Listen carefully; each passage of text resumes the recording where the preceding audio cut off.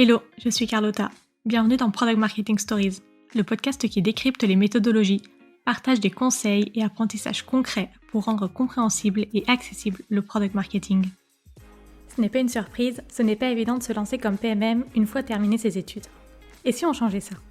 Dans cet épisode, Charlotte Ballet, aujourd'hui freelance et ex-PMM chez celle-ci, nous partage son expérience pour montrer que c'est possible de devenir PMM en sortie d'études et montrer la réalité du métier quand on débute. J'ai adoré mon échange avec Charlotte, car elle dédramatise complètement la situation et donne toutes les clés pour réussir dans son premier poste de PMM. Elle nous explique comment elle en est arrivée à faire du product marketing chez celle-ci, ses principales missions et sa montée en compétences, les enjeux quand on débute sa carrière dans le product marketing, comment trouver un poste de junior PMM, et plein de conseils pour trouver sa place et se sentir légitime. J'espère que cet épisode vous aidera à trouver votre premier job de PMM et vous donnera les clés pour réussir dans votre prise de poste. Bonne écoute! Salut Charlotte, comment tu vas? Salut, super, et toi? Ça va très bien. Je suis super contente de t'avoir sur le podcast aujourd'hui. Est-ce que pour commencer, tu peux te présenter en quelques mots et nous dire ce que tu fais? Ouais, ça marche. Et ben moi c'est Charlotte, ça fait 3 ans que je suis Product Marketing Manager. J'étais auparavant PMM chez Celle-ci, qui est une solution SaaS de gestion commerciale et financière. Et depuis quelques semaines maintenant, je me suis lancée en PMM freelance. Génial. Je suis vraiment, je le redis, super contente de t'avoir sur le podcast aujourd'hui, Charlotte, parce que c'est vrai que le métier de PMM, il est encore peu connu. Il n'y a pas vraiment d'études, de formation spécifique pour devenir product marketer. Donc c'est vrai que c'est pas évident de se lancer dans ce métier en sortie d'études. Et c'est ce que tu as fait, donc on va en parler. Et tu es là aujourd'hui pour justement partager ton expérience, tes conseils pour devenir junior ou associé de PMM, mais aussi pour nous montrer la réalité du métier tel que tu l'as vécu. Alors pour commencer, est-ce que tu peux nous expliquer comment tu en es arrivé à faire du product marketing? Ouais, j'ai fait des études à l'IAE de La Rochelle, donc c'était des études en management, en gestion, et j'avais pris une option communication et marketing. J'ai été jusqu'au master par cette voie-là, donc j'ai fait quelques stages et quelques alternances. Et en général, mes stages étaient plutôt orientés communication, marketing. Et à la fin de mes études, en fait, j'ai fait une alternance dans une start-up qui allait lancer, en fait, qui éditait une plateforme collaborative qui était orientée sur la qualité de vie au travail. Et donc du coup, j'ai un petit peu commencé, ici. Alors, je faisais pas vraiment du product marketing, c'était un poste qui était, à mi-chemin entre, plein de métiers quoi, le fonctionnement start-up, donc je faisais un petit peu de marketing, je faisais du product design, je faisais des maquettes, je travaillais avec, les développeurs pour comprendre, quelle serait la prochaine fonctionnalité. Enfin voilà, c'était vraiment un petit peu de tout. Et du coup, à la fin de cette alternance, j'ai trouvé rapidement un premier poste, donc chez celle-ci, en tant que documentation manager. Donc là, l'objectif, c'était plutôt de faire de la documentation pur produit pour l'interne et pour les clients. Donc j'étais pas encore dans le product marketing. Et au bout de quelques semaines, en fait, j'ai compris que c'était pas ici ma voie et il y a un poste qui s'est ouvert en interne et en fait, ça s'est fait comme ça, quoi. Du coup, pendant tes études, tu te disais déjà que tu voulais au final devenir product marketing manager, peut-être en rentrant directement sur cette voie comme tu l'as fait chez celle-ci, ou pas du tout, tu savais même pas que ce métier existait? Pour le coup, c'est plutôt la deuxième option. Je connaissais pas du tout le métier, je connaissais même pas le nom du métier. Enfin vraiment, ça me parlait pas du tout. En études, je me suis beaucoup cherchée, je savais pas exactement ce que je voulais faire. J'étais assez créative, j'aimais bien le marketing, j'aimais bien la gestion de projet, mais honnêtement, j'avais pas trop d'idées. Et en fait, j'ai vraiment compris le métier une fois que je suis tombée dedans, hein. Clairement, ça s'est vraiment appris au fil de l'eau et quand on m'a proposé ce poste, c'est là en fait que vraiment je me suis dit: «Mais qu'est-ce que c'est? Est-ce que ça peut me correspondre en fait?» Justement, quand on te l'a proposé, qu'est-ce qui a fait que tu t'es dit: «Oui, en fait, c'est ça, enfin, je pense que j'ai trouvé ma voie et finalement c'est vers là que je veux aller»? En fait, ça a été une décision qui a mis ça a pas été tout de suite une évidence. J'ai quand même pas mal réfléchi parce qu'au moment de changer de poste, j'avais un peu 2 options qui me tendaient la main. J'avais une option en marketing, mais plutôt côté brand, communication événementielle et ce poste-là de PMM. Donc du coup, c'était quand même, 2 univers assez différents et au final, ce qui a fait pencher la il y a plusieurs choses qui ont fait pencher la balance. D'une part, clairement, mes managers et mes collègues qui m'ont dit: «Mais, non, en fait, c'est le PMM qui est fait pour toi». Non pas que l'autre était pas fait pour moi, mais ça penchait plus de ce côté-là et à côté de ça, à mon arrivée en documentation, j'ai aussi, réalisé un gros, gros travail, sur la FAQ de celle-ci, où je l'ai refaite de A à Z. Donc en fait, j'ai rédigé entièrement plus de 400 articles sur le produit. Et du coup, j'avais un gros avantage, c'est que je connaissais super bien le produit pour quelqu'un qui venait d'arriver. Et forcément, ça a fait pencher la balance. Donc pour moi, c'était un gros risque parce que je me sentais moins à l'aise sur le poste là, je connaissais pas du tout, donc forcément il y avait un petit risque, mais en même temps, ça me donnait envie de me challenger, de découvrir quelque chose de nouveau. En même temps, c'était tellement transverse que je pouvais aussi apprendre ce que faisaient les autres dans leur métier, quoi, les PM, les sales, etc. Et je sentais aussi qu'il y avait une possibilité d'être impliquée dans des sujets qui étaient quand même assez haut niveau dans l'entreprise. Et moi, en sortant d'études, je me disais, mais c'est incroyable en fait, ça ouvre des portes pas autant que j'aurais pu penser, quoi. Excellent. Et je suis curieuse de savoir pourquoi est-ce que tes collègues pensaient que le poste de PMM t'allait mieux que le poste de brand slash événementiel? Je pense que j'avais, dans mon expérience quand même si ça restait une année d'alternance, j'avais quand même cette sensibilité aux produits parce que pendant un an, pendant mon alternance, j'ai travaillé un petit peu, dans toutes ces missions-là, avec, les développeurs directement, avec, le design et cetera. Donc je pense qu'il y avait cette sensibilité-là. Il y avait forcément le côté où, je connaissais le produit et c'est plus facile de recruter quelqu'un en interne qui connaît déjà le produit plutôt que de ramener quelqu'un de l'extérieur qu'on doit ensuite former pendant plusieurs mois. Et le fait d'avoir aussi beaucoup rédigé, même si c'était de la doc technique, ça leur a permis de voir aussi, je pense, peut-être des qualités rédactionnelles qui tiraient beaucoup plus vers le marketing que vers de la documentation purement technique. Donc finalement, c'est un peu le profil couteau suisse qui fait que ça va plutôt pencher sur la balance, quoi. C'est ça? Ouais, complètement. Mm. Est-ce que, si on rentre un peu plus dans le détail, tu peux nous expliquer, dans quel contexte tu es arrivée chez celle-ci pour qu'on comprenne bien, ce que tu as fait après et on va un peu plus rentrer dans le détail sur ton retour d'expérience? Donc quand je suis arrivée chez celle-ci, en tant que documentation manager, j'étais au produit. Produit, il y avait 4 product managers qui prenaient en charge, tout ce qui pouvait s'apparenter un petit peu au final au product marketing. Donc les interviews, les études, les communications clients quand on avait des nouveautés produits. Donc en fait, tout venait un peu du produit et quand je suis descendue au marketing et au product marketing, donc là j'étais dans l'équipe marketing et en fait, il y avait déjà une personne qui était en place dans ce service-là, qui était un ancien PM de chez celle-ci, justement, qui a changé de poste. Et au final, de fil en aiguille, cette personne-là a décidé de repartir en tant que PM. Donc du coup, très vite, je me suis retrouvée un petit peu toute seule sur ce poste à reprendre en fait les différents sujets qui avaient déjà été engagés. Tu as dit, tout à l'heure, «Je suis descendue au marketing», mais j'imagine que c'est parce que, dans les étages, comment est organisée celle-ci, le produit est au 3e étage et le market au 2e? Exactement, c'est une vieille habitude, qui me reste de chez celle-ci, c'est qu'en effet tout le produit et la tech est à l'étage et toutes les fonctions business sont au rez-de-chaussée donc en effet, c'est clairement un lapsus. Ça marche.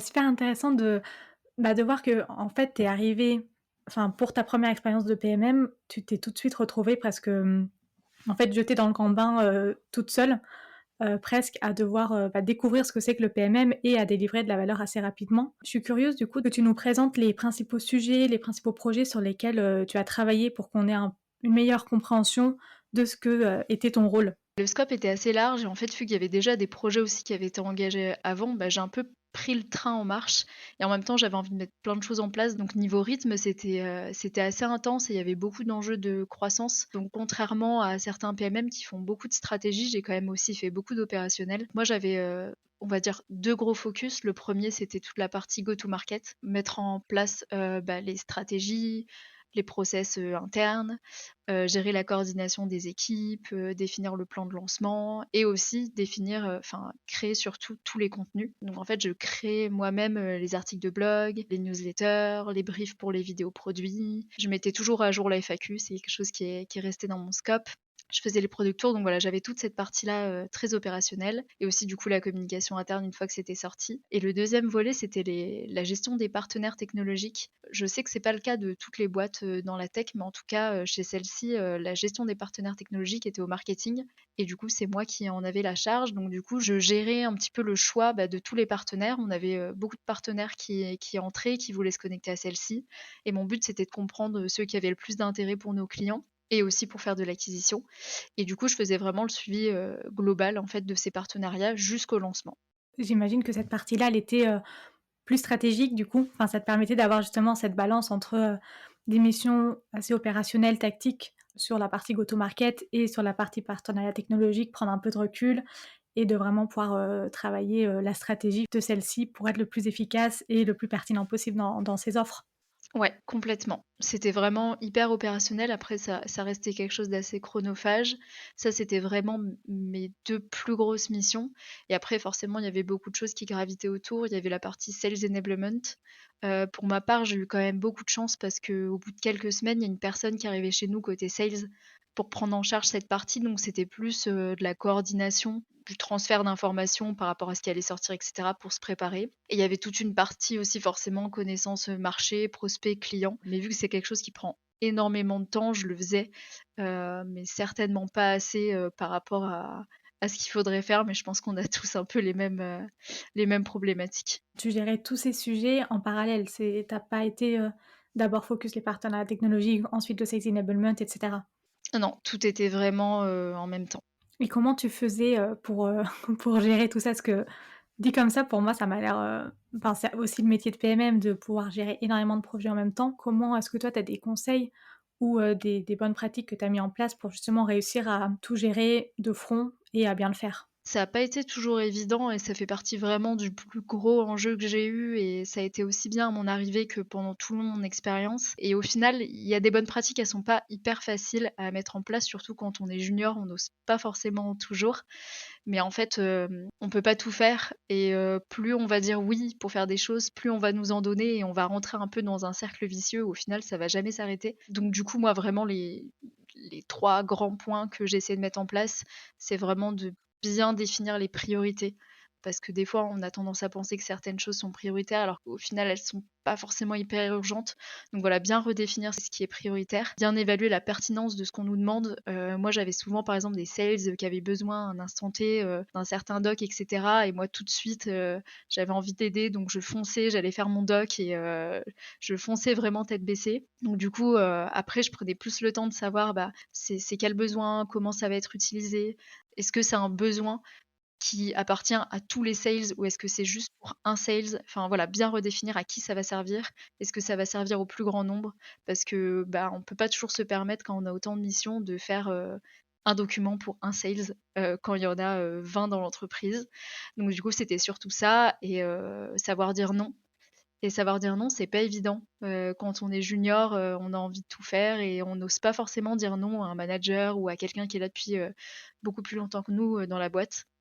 Mais en fait, c'est clairement nécessaire et c'est pas du tout mal perçu donc il faut pas hésiter de temps en temps. Comment tu faisais pour dire non? Tu disais non comme ça ou comment tu as réussi à prendre assez confiance pour le faire? Bah, en général, je passais toujours quand même par la case, bien évaluer la pertinence de la demande. Donc du coup, ça me permettait quand même d'appuyer pas mal mon non et après il y a toujours des moments où c'est plus délicat que l'autre, mais je validais toujours ce non avec, mon manager. Donc forcément, j'avais aussi l'appui de mon manager pour dire: «Bah, en effet, là, à l'instant T, on n'a pas le temps, on n'a pas la ressource pour le faire». Donc ne jamais être seul dans ces prises de décision, c'est important. Et autre question, du coup, aussi qui fait suite, c'est comment est-ce que tu suivais tes performances pour t'assurer que justement tu partais pas dans une mauvaise direction ou tu investissais ton temps, le bon impact ou l'impact suffisant? Clairement, pour cette partie-là, c'était un peu un point noir pour moi parce que j'avais pas, vraiment d'OKR. Dans les équipes et au marketing, tout le monde avait un petit peu des objectifs bien définis, quantifiables. Pour le product marketing, c'est un petit peu plus compliqué de quantifier ce qu'on fait. C'est souvent des petites interventions un peu, à gauche, à droite ou des projets qui se mesurent difficilement. Pour ma part, j'avais pas forcément d'OKR dédié. J'étais clairement, en fait, évaluée sur, quasiment tout quoi, que ça soit l'acquisition, la rétention client, le churn. Donc voilà, j'avais pas de suivi de performance vraiment dédié. Par contre, on essayait quand même, bah, en effet de mesurer certaines choses, c'est-à-dire que si je produis un doc interne qui est pas lu, c'est qu'il y a clairement un souci. Donc c'était plus de la remise en question quand on voyait que certaines choses ne fonctionnaient pas du tout et vu que j'étais beaucoup dans l'opérationnel aussi, je créais beaucoup de contenu marketing. Donc du coup, en fait, c'était du suivi de performance qu'on pouvait faire, bah, comme les personnes qui créaient du contenu en tant que content manager, donc la performance des articles, est-ce qu'ils étaient lus? Est-ce qu'ils faisaient de la conversion? Enfin voilà, c'était pas propre au product marketing. C'est vrai que le point que tu soulèves, il fait sens parce que souvent les métriques sur le product marketing, elles vont être attachées, soit au produit, soit au marketing, soit au business, sales selon en fait les objectifs globaux de l'entreprise. Mais c'est vrai que c'est pas facile au début de se dire, bah, qui on se rattache et quelles métriques on va suivre et on pense vraiment influencer. C'est ça. Bah, nous, là, on était très orientés acquisition à ce moment-là, donc c'est vrai que ça faisait du sens à la fois d'être attaché au marketing et d'avoir du coup le suivi de performance qui allait avec ça. Il y a eu quelques réflexions aussi pour potentiellement avoir des OKR qui étaient en lien avec le produit, par exemple, l'adoption d'une fonctionnalité. Mais pareil, ça a été assez compliqué à mettre en place parce que ça demande aussi à une autre équipe de s'adapter et de mettre en place des OKR et du coup, forcément, c'est quand on dépend d'une autre équipe, c'est aussi compliqué à mettre en place. Et comment elle s'est faite ta montée en compétences pour te former au métier au fil des mois? Est-ce que, tu t'es formée, un peu en autodidacte? Est-ce que aussi j'imagine, ta manager qui a dû aussi t'aider, pour te former? Je suis curieuse d'en savoir un peu plus. Bah, clairement, et comme beaucoup, hein, j'ai pas eu forcément de formation, spécifique en product marketing. 80 du temps, ça a été clairement de l'autodidacte, j'ai passé beaucoup de temps sur LinkedIn, clairement. Suivre, des référents, à lire des ressources et ce qui m'a aussi beaucoup aidé, c'est, mes collègues. Au-delà des managers, j'avais aussi plein de collègues, qui avaient de l'expérience, qui avaient déjà, travaillé avec des PMM, avant moi, dans d'autres boîtes et du coup, qui ont pu aussi, me faire passer ces connaissances-là qu'ils avaient, leur retour d'expérience par rapport à la collaboration qu'ils avaient eue avant avec un autre PMM et du coup, ça m'a aussi beaucoup, apporté clairement et j'ai eu aussi la chance d'avoir une alternante, donc on pourrait penser que ça serait à elle d'apprendre, mais en fait, j'ai aussi beaucoup appris parce que ça m'a permis de vraiment reposer les bases de mon métier, de comment je l'explique, comment je le mets en place, de façon assez simple et assez compréhensible et en fait, ça m'a beaucoup aidée d'avoir quelqu'un avec moi, et de me forcer, en fait, à transmettre alors que moi-même j'apprenais encore, C'est une excellente manière d'enseigner, pour asseoir ses compétences. clairement. Et c'est toi qui allais voir, justement tes collègues, pour leur demander des conseils? Enfin, comment ça s'est fait? Ou c'est eux qui sont plutôt, venus vers toi? Ça s'est fait de façon naturelle? Ça s'est fait de façon hyper naturelle parce que c'est des personnes avec qui je travaillais déjà, au quotidien. La plupart du temps, c'était, la personne au sales enablement, donc en fait, on se voyait déjà toutes les semaines ou c'était les PM, donc en fait, on avait déjà des relations qui étaient, très liées par notre métier et par les process qu'on avait en place, donc ça s'est fait vraiment, hyper naturellement. C'est super, rassurant, je trouve, de voir que finalement, pour se former, pour monter en compétence, c'est pas uniquement faut pas juste uniquement aller voir de l'externe et se dire: «Mais en fait, je peux rien apprendre si je suis la seule PMM». En fait, il y a plein de ressources en interne, de personnes qui sont pas directement des PMM, mais qui peuvent aussi, nous apprendre énormément et je trouve que c'est super rassurant de l'entendre. Ouais, clairement et puis après, il y a la bonne, vieille méthode aussi de tester et puis, de voir si ça fonctionne ou si ça fonctionne pas, hein et quand on est le seul PMM et que en plus de ça, c'est un service en construction, on a aussi la liberté de tester des choses et c'est pas grave si ça fonctionne pas donc voilà, c'est aussi une super méthode pour apprendre forcément. Et justement, parlons-en parce que quand on se lance dans son premier poste, on peut, comme tu le dis, se sentir, intimidé, ne pas trop oser par peur, de mal faire. Donc comment est-ce que tu as réussi à trouver ta place, à te sentir légitime et à réussir justement cette bonne collaboration avec, l'ensemble des équipes? Bah, en effet, le début, ça a pas été hyper simple. J'avais 22 ans, je sortais d'études. Je me voyais un peu comme un bébé et je pense que dans les équipes, on me voyait aussi un peu comme le bébé du marketing parce que j'étais assez jeune, j'étais de nature assez discrète et c'est toujours le cas. Donc déjà, j'ai eu la chance de tomber dans une super équipe où on m'a laissé ma place et c'est important aussi. Quand on a une personne qui sort juste d'études et qui a besoin, voilà, de trouver sa place, d'aussi lui laisser et ce qui m'a beaucoup aidée, c'est d'avoir un peu ces alliés dans l'entreprise. Moi, ce que j'appelle un peu, d'avoir ces ambassadeurs ces collègues que tu vas identifier comme, ceux qui comprennent le mieux ton métier, même s'ils comprennent pas tout, c'est pas très grave.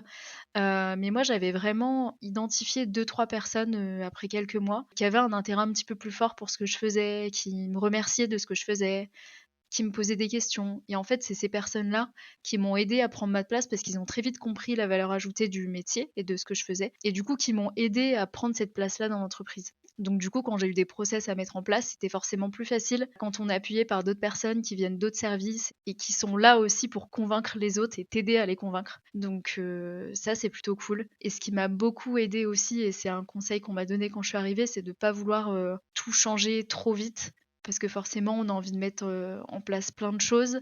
Sauf que, quand on vient juste d'arriver, qu'on est junior, on arrive au milieu d'une entreprise qui fonctionne déjà, il y a des équipes en place, on peut pas, tout changer d'un coup. Parce qu'il y a des personnes qui sont aussi réfractaires au changement, parce que, un PMM qui est là depuis 10 ans, il a pas forcément envie qu'une junior, de 22 ans vienne lui dire qu'il faut tout changer. Donc du coup, voilà, c'est aussi un conseil, c'est de faire les choses petit à petit, de pas non plus, se mettre la pression à vouloir tout changer, à vouloir que tout soit parfait tout de suite. On peut tester, on peut faire les choses petit à petit et au final, en regardant dans le rétroviseur après quelques mois, on se rend compte qu'en fait on a réalisé plein de choses, quoi. Et en plus, je trouve que c'est finalement une technique de se dire, en fait, on va choisir ses batailles et on va justement prouver par, chaque bataille que ça fonctionne et du coup, c'est comme ça aussi qu'on arrive à embarquer les équipes en montrant: «Bah, voilà, on a fait cet exercice, ça a bien fonctionné, donc maintenant on va travailler sur autre chose et c'est comme ça que je vous propose de le faire». Exactement. Moi, c'est un petit peu ce que j'ai fait, hein. J'ai pris un lancement produit un petit peu témoin, que je me suis vraiment poussée à réaliser, vraiment, dans les normes, j'ai tout documenté. À la fin, j'ai fait mon petit PowerPoint pour présenter, bah, voilà, j'ai fait ça a donné ça et cetera et du coup, bah, une fois, que j'ai réussi à convaincre le PM qui était référent, de cette nouveauté produit-là, forcément tous les autres avaient envie que ça marche aussi bien. Du coup, c'est toujours utile de se dire: «Bon, bah, voilà, je mène pas, tout, de tous les fronts, je prends un exemple qui va fonctionner parce que je vais m'en donner les moyens et ensuite ça permettra aux autres, d'avoir envie de collaborer aussi, quoi. J'imagine aussi que, tu as dû quand même beaucoup évangéliser ton rôle de PMM, comme tu le disais au début, trouver des ambassadeurs, y aller petit à petit. Quels sont tes conseils pour faire comprendre justement ta valeur, faire comprendre l'intérêt du product marketing par rapport à, bah, aux enjeux que vous aviez chez celle-ci? C'est vrai que c'est un enjeu qui est pas évident. Dans un premier temps, je dirais qu'il faut quand même savoir relâcher un petit peu la pression parce que quoi qu'il arrive et c'est pas que dans le PMM, tout le monde ne peut pas comprendre à 100 notre métier. Et qu'on soit PMM, qu'on soit dans le CSM ou qu'on soit sales, les gens ne voient que la partie émergée de l'iceberg, hein, dans tous les métiers. Donc voilà, ça c'est important de bien le savoir. Il faut pas que ça devienne non plus, une bataille, 24 heures sur 24 parce que sinon juste, on s'épuise. Mais il y a quand même des choses qui peuvent aider, donc déjà bien documenter, surtout sur les premières fois. Comme je l'ai dit juste avant, de prendre un témoin, de se dire: «Bon bah voilà, ce lancement produit-là, je le référence bien, je note bien les résultats et ensuite je le présente pour que les gens comprennent, quelle a été mon implication, quel résultat ça a donné, et pouvoir se dire: «Ah bah oui, en effet, ça a un intérêt de faire tout ça». Donc il y avait ça, il y a aussi, forcément ces ambassadeurs dont j'ai parlé avant, qui servent à tout ça parce que, mine de rien, quand on arrive dans une entreprise qui fait, 50, 100, 150 ou encore plus de salariés, on peut pas se donner comme mission de convaincre, tout le monde, c'est impossible. Par contre, si on a convaincu 5 ou 6 personnes qui elles-mêmes vont en convaincre 5 ou 6, et ben, en fait, petit à petit, on va réussir à convaincre plein de monde. Donc c'est aussi comme ça que qu'on peut fonctionner. Et quelque chose que je faisais souvent et qu'au final, enfin, c'est une habitude que j'ai gardée, tout le long de mon expérience, c'est que j'intervenais beaucoup à l'oral, dans les weekly, notamment les weekly des sales. Parce que forcément, ils sont aussi, eux, hyper occupés. Ils ont pas forcément le temps de lire toutes les ressources marketing parce qu'il y en a beaucoup et cetera. Donc du coup, ce que je faisais, c'est quand il y avait une nouveauté produit, quelque chose d'assez impactant, je prenais, 5 minutes le lundi matin pendant leur weekly pour leur expliquer.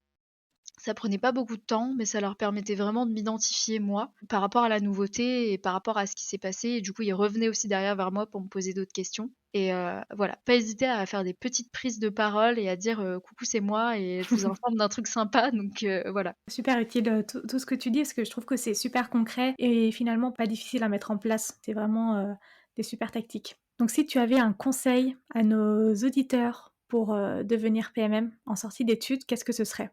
Déjà, ne pas penser qu'on n'est pas légitime pour devenir PMM. C'est hyper important parce que dans mon cas, je suis à La Rochelle, donc c'est pas forcément une ville, où il y a beaucoup d'entreprises dans la tech, où c'est hyper dynamique, pour trouver un travail et cetera. Je connaissais pas le PMM du tout, donc je pense que en fait, il suffit surtout d'avoir, pas mal de curiosité et de s'y intéresser et c'est pas fermé qu'aux personnes, qui ont déjà une expérience, dans le product management, par exemple, ou dans le marketing. C'est bien s'il y a quelque chose avant, mais si on sort d'études et qu'on a déjà cette sensibilité marketing et qu'on a envie de comprendre aussi le métier des autres, ce que c'est que le produit et quels sont les enjeux, en fait, je pense que tout est possible et dans mon cas, c'est pas quelque chose que j'avais fait parce que je savais pas que j'allais devenir, PMM, mais je pense que c'est important aussi de reprendre, nos expériences en stage et en alternance. Donc là, je parle plutôt pour ceux qui vraiment sortent d'études ou qui sont encore en études. En marketing et en communication, on a plein de bonnes pratiques qui servent en tant que PMM Et du coup, c'est hyper important de les valoriser parce qu'un PMM, ça fait des benchmarks, ça fait des études de marché, ça définit des messages,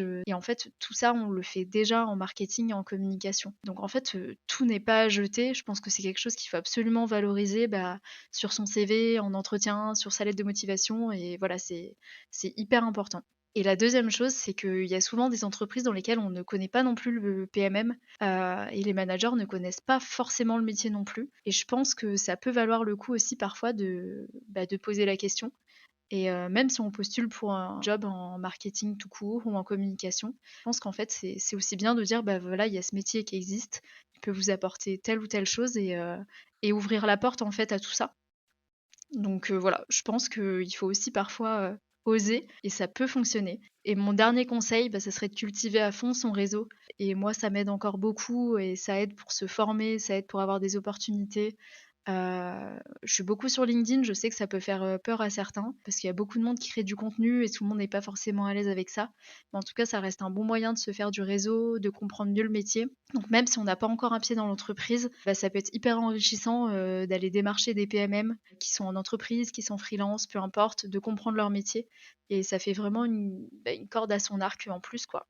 Et d'ailleurs, c'est comme ça qu'on s'est, connus, rencontrés et in fine qu'on fait, l'épisode de podcast aujourd'hui. Exactement. Et est-ce que tu aurais aussi un conseil, une bonne pratique pour réussir dans son premier rôle en tant que product marketing manager? Ça va revenir un petit peu à pas mal de choses que j'ai dit avant, mais je pense que des fois, on a l'impression que le fait que le PMM soit pas connu, ça peut être un frein dans tout.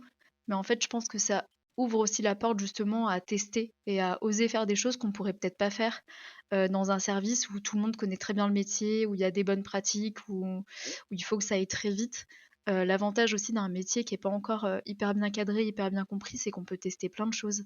Donc je pense que ça, il faut vraiment saisir cette opportunité-là d'oser, de tester des idées, de tester des initiatives, de porter des projets. Et la deuxième chose, et c'est hyper important, c'est que je pense qu'il faut être hyper curieux, hyper ouvert d'esprit, notamment pour comprendre le métier des autres, le métier des sales, le métier des CSM, du produit. Parce qu'en fait, on travaille, pour rendre service aux clients et aux prospects, mais pas que.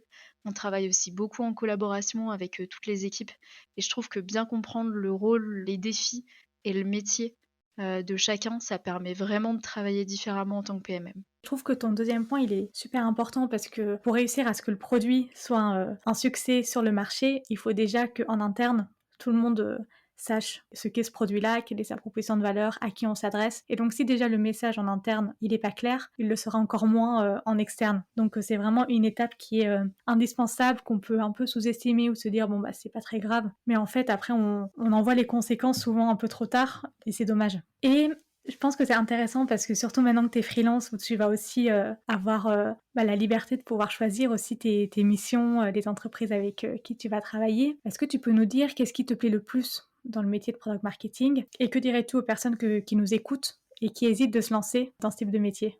Moi, ce que j'aime beaucoup dans ce métier, c'est qu'en fait, ça allie plein de choses que j'aime faire. C'est assez personnel au final, mais aujourd'hui, dans les métiers du marketing, on a tendance à vouloir se dire que c'est important de se spécialiser parce qu'il y a beaucoup de monde en marketing et parfois se spécialiser, ça donne l'impression qu'on va se renfermer un petit peu dans quelque chose, qui va être redondant, qui va être ennuyant. Et en fait, dans le product marketing, ce que j'adore, c'est que c'est une spécialité. En revanche, il y a quand même un panel énorme de choses à faire et de projets sur lesquels on peut s'impliquer. Et du coup, je trouve que ça donne vraiment un dynamisme au quotidien que peut-être j'ai pas forcément retrouvé dans d'autres branches du marketing. Et ce qui est hyper cool aussi, c'est que c'est hyper enrichissant parce que forcément, on travaille avec beaucoup de personnes différentes. On parle aux clients, on peut parler aux prospects, on s'intéresse aussi à tous les gens qu'il y a en interne. On peut être impliqué aussi sur des projets qui sont hyper stratégiques dans l'entreprise, des sujets de pricing, et cetera. Et donc du coup, je trouve ça, vraiment hyper enrichissant et moi, c'est ce qui me plaît justement. Et il y a aussi un autre point qui est hyper important, c'est que, on a une belle communauté de PMM là qui commence à grandir et du coup, je trouve ça cool aussi, dans ce métier-là, de pouvoir facilement rencontrer du monde, de pouvoir échanger, sur des bonnes pratiques et de pouvoir grandir aussi comme ça. Ça donne vraiment un côté beaucoup plus humain, à quelque chose où des fois, on peut se sentir un peu seul, quoi. Et surtout maintenant où tu es devenue freelance, où justement je pense que cette communauté, elle va encore plus prendre sens pour toi. Et d'ailleurs, je suis curieuse du coup de savoir pour quelles raisons tu as fait le choix de devenir freelance. J'ai toujours eu envie d'entreprendre, c'est quelque chose que je sentais depuis un moment. J'avais envie de construire quelque chose de moi-même, mais en fait, j'avais tout simplement pas trouvé ma voie. J'ai mis beaucoup de temps à savoir ce que je voulais faire et bah, maintenant je l'ai trouvé et je pense que c'est surtout ça, en fait, qui m'a guidée, vers cette vie de freelance et aussi le besoin, je pense, bah, d'intervenir dans plusieurs entreprises, de voir quelles sont les différences, qu'est-ce qui se rejoint, d'avoir encore plus de défis. Enfin voilà, c'est vraiment un challenge et quelque chose que je voulais faire depuis très longtemps donc voilà, pour moi, c'était le bon moment. En tout cas, félicitations. Merci beaucoup. Merci beaucoup pour, tout ce que tu as partagé Charlotte. Je pense que ça va aider énormément de personnes qui justement, comme toi, à tes débuts, et comme, à mes débuts aussi, cherchent, leur voie professionnelle, ne savent pas trop quoi faire et je pense que tu as donné énormément de bons conseils et aussi de prise de recul par rapport à ce métier de product marketing. Si ça te va, on passe aux questions de la fin. Quelle est la prochaine personne ou le prochain sujet que tu aimerais écouter sur ce podcast et pourquoi? J'ai pas mal réfléchi à cette question et en fait, il y a un sujet qui m'avait, énormément, clairement cassé la tête, dans le passé, c'est le benchmark. C'est un truc que tout le monde fait, que toutes les entreprises font et pourtant j'ai trouvé ça hyper complexe à mettre en place, surtout quand le besoin vient de plusieurs services. Quand on a un besoin, côté marketing, côté sales et côté produit, comment on fait pour construire un bon benchmark? Quelque chose qui va pas faire, 10 pages et surtout qui va être utilisé et c'est vraiment une thématique où je suis très curieuse d'avoir des bonnes pratiques parce que pour l'instant, c'est pas quelque chose, que j'ai réussi à mettre en place et que ça soit vraiment hyper bien utilisé, donc ça m'intéresserait beaucoup. Je note. Quelles ressources ou livres tu recommandes? Je sais pas si je vais faire dans l'originalité pour cette question, parce que je sais qu'il y a déjà beaucoup de ressources qui ont été, énumérées dans ton podcast. Donc je vais plutôt rappeler quelque chose que j'ai déjà dit il y a quelques minutes. Mon super bon conseil et celui qui m'a clairement aidée parce que la lecture, j'aime ça, mais j'ai du mal à finir les bouquins. C'est surtout d'échanger avec les autres parce qu'au-delà des livres, il y a plein de personnes qui ont plein de choses à dire, qui ont testé plein de choses, qui ont marché, qui ont pas marché et en fait, il y a rien de plus enrichissant que d'apprendre des autres. Donc voilà, ça c'est mon conseil, avec une ressource plutôt humaine, mais qui franchement fonctionne super bien. Complètement. Et où est-ce que les auditeurs peuvent te contacter? Bah, je pense que le meilleur endroit, ça reste LinkedIn. Je suis assez active, donc je pense que c'est plutôt le bon canal pour me contacter. Donc n'hésitez pas à m'envoyer une demande, bah, soit de contact, soit, si on est déjà en contact, de m'envoyer un petit message, ça me ferait super plaisir. Merci beaucoup Charlotte pour, le temps accordé. C'était, un super échange. Merci beaucoup. À bientôt. À bientôt. Merci d'avoir écouté cet épisode jusqu'au bout. Si l'épisode t'a plu, n'hésite pas à le partager sur LinkedIn en me taguant. Tu peux aussi me soutenir en laissant un avis 5 étoiles sur Apple Podcast et me laisser un commentaire. Ton aide est précieuse pour m'aider à faire connaître Product Marketing Stories et aussi m'encourager à créer davantage de contenu. Alors merci